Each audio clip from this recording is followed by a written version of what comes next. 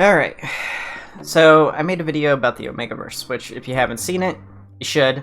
It's an educational video, I guess, about the fanfiction setting of the Omegaverse, which I learned about accidentally, and I was like, wow, this is really interesting. And then I realized, like, wait, I'm actually pretty knowledgeable on other facets of fanfiction, even though I don't actually personally read fanfiction, so I was like, oh, well, now I should probably cover the other stuff that's related to it.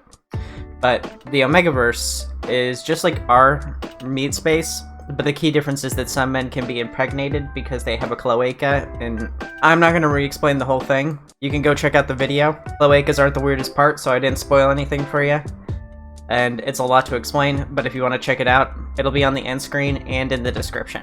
You won't need to see that video to understand this one, so just wait until the end to check it out, okay? I bring this up because we're getting into another type of fanfiction and art style that is focused around gay sex, known as Bara. What is Bara? Well, to best understand it, we need to understand what makes it different, because Bara's uniqueness is the distinction in which it contrasts against others. Bara is a genre of comics, art, fanfiction, hentai, etc., that's about bros just banging one out, but it's made by gay men with gay men in mind, which just sounds like normal gay porn, right? Sort of. Bara has its origins in Japan, and in Japan they have another genre of gay storytelling called yaoi. Yaoi is distinct from Bara because it focuses on appealing to the female crowd. I won't go into much detail because yaoi will get its own video. It's actually next week's video. But yaoi has a focus on softness and feminine boys being cute, but follows the traditionalist straight relationship archetype of masculine romances feminine type, also known as heteronormative relationships. Basically, if yaoi smells like lavender and Yankee candles, Bara smells like diesel, beer, and sweat. Personally, Bara is one of my favorite genres of art. I know, I'm probably not the demographic, but I've read a lot of Bara. It has a very obvious and distinct art style that can be easily defined. Also, I just really like himbos, and there's so many himbos in Bara. There's a saying, I can't define porn, but if I saw it, I would know it. Bara is masculine men, often with bodybuilder type bodies, or chunky boys. If you're familiar with bears and bear culture, then it's that.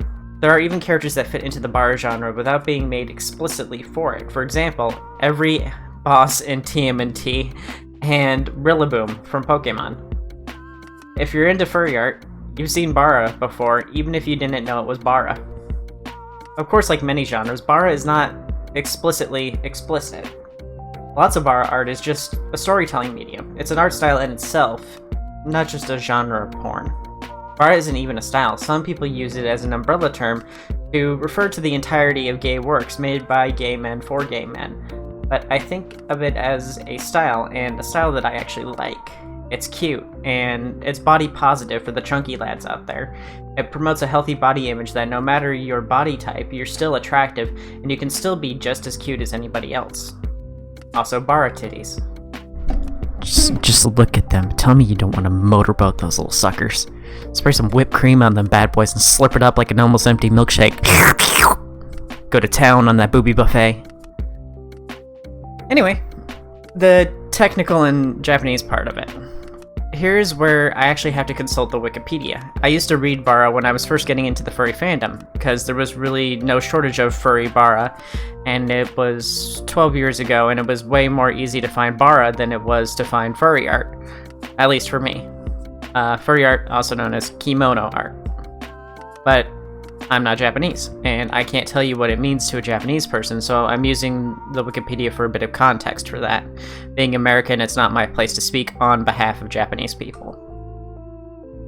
Bara in Japan means rose, which they use as a derogatory term meaning pansy. But look at this guy. I would never dare call him pansy. Just look at him. He'd fuck you and then fuck you up. But I actually like this term. It of course doesn't carry the same weight here in the West as it does there. Eventually this word was no longer used to refer to gay people, but forums later adopted the word Bara and used the word Bara to refer to gay boards in forums. Later, it got picked up by Western users who thought this was the correct term. This was in the 90s, and just 10 years later, it was adopted as the preferred word for Japanese and non-Japanese art in this style of masculine men. Of course, there are many who disagree with the use of the word in Japan, especially since it wasn't Japanese people who brought the word back into common use, but by Westerners who didn't understand the word and the history the word carried. Similar to how gay groups feel about the word queer. While queer was never actually a slur, at least not to me, it doesn't feel like it was ever a slur, and didn't need to be reclaimed. Many feel uncomfortable with its use because it's a word that's often used by our oppressors. Personally, I was called queer way more often than any actual slur, simply because the teachers wouldn't let you say slurs, of course. So, the other kids called me queer a lot.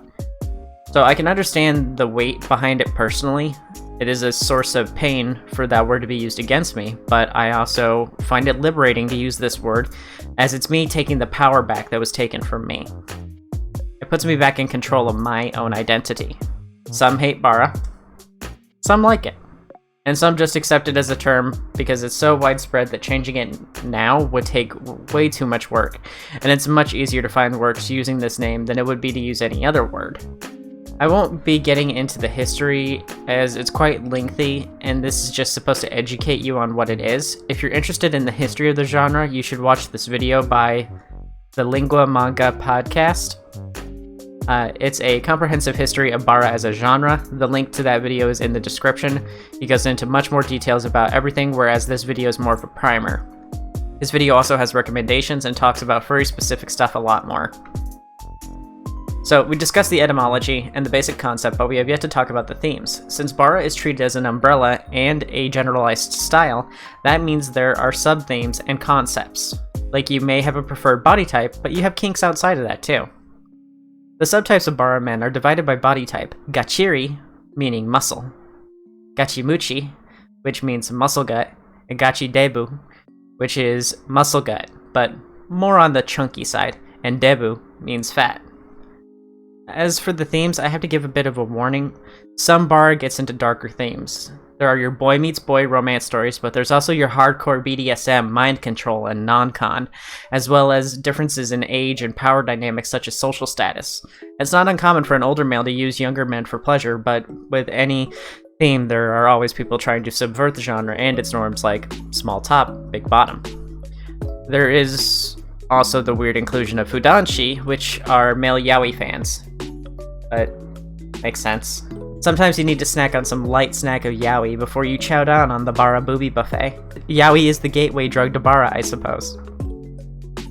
If you're more the traditional type and you're into predator-prey relationships, there's of course that, especially in furry Bara or kimono Bara, but there is also the heteronormative themes that I was talking about with yaoi, where despite both men being ripped and masculine, the bottom will be depicted as cute, soft, feminine, and flowery.